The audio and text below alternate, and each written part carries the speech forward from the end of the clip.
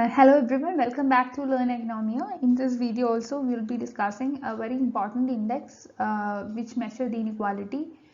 So this also comes under the arena of development economics. So we will be discussing Gini coefficient today. Let's deal with it. Gini coefficient is also known as Gini index or Gini ratio, and this is a measure of statistical dispersion, and this is intended to represent the income inequality or wealth inequality within a nation or any other group of people. Okay, so the concept was developed by an Italian statistician and sociologist Corrado Gini. So thus came the name Gini coefficient. Okay, the name Gini was taken from the name of the statistician and sociologist who developed the concept. And Gini coefficient measures the inequality among values of frequency distribution. For example, if you take the case of levels of income, then it measures inequality among different levels of income or different values of income. So a Gini coefficient of 0 expresses the perfect equality where all the values are the same.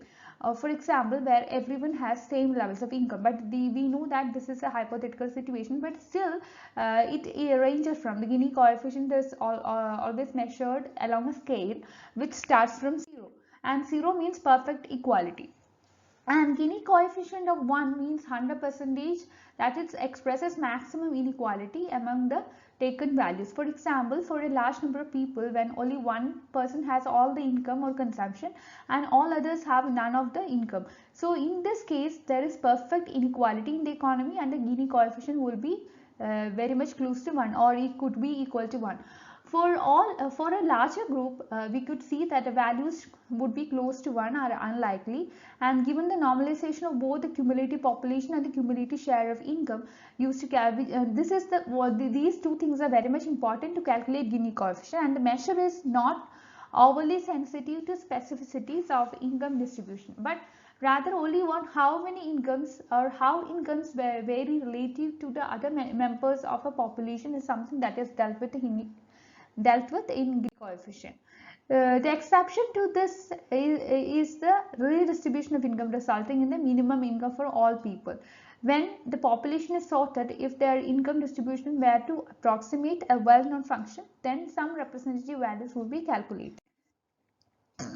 It's very important to note that the concept is being criticized by many economists, or it has got criticism from diverse angles, because the very same value may result from diverse distribution curves. That's the main attribute from where the Gini coefficient has been criticized basically, and the demographic structure should be taken into account. We know that the cumulative distribution of population as well as the cumulative income are the two components we take into consideration while calculating Gini coefficient. We know that in this case the demographic structure should be taken into consideration. Countries with an aging population or with a baby boom and all, these kinds of countries actually experience an increasing pre-tax Gini coefficient even if real income distribution for working adults remains the same. So scholars have devised over a dozen of variants of Gini coefficient. Gini coefficient, we know that's a single number which could be anywhere between 0 and 1. If it is 0, then we could see that there is no inequality at all, but if it is 1, there would be perfect inequality. So anyway, whatever be the number, whether it is close to 0 or whether it is close to 1, it measures the degree of inequality in the distribution of income or wealth or whatever you take into consideration by using the Gini coefficient. So it is most often used in the arena of economics to measure how far a country's wealth or income distribution deviates from the total equal distribution. Okay, we have a perfect ideal calculation, that is 0. 0 means in total inequality in the economy, and we try to look into the number or figure which we get for a particular nation, and we actually compare this case with 0.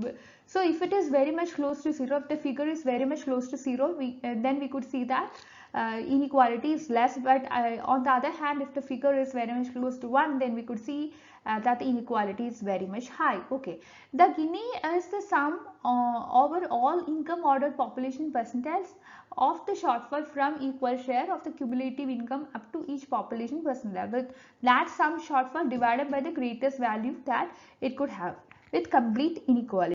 So that's all. I hope you got an overall idea about inequality in the distribution of income and the use of Gini coefficient to measure the same. So having said so, thank you for watching this video. Please like, share and subscribe this channel for more videos. Thank you.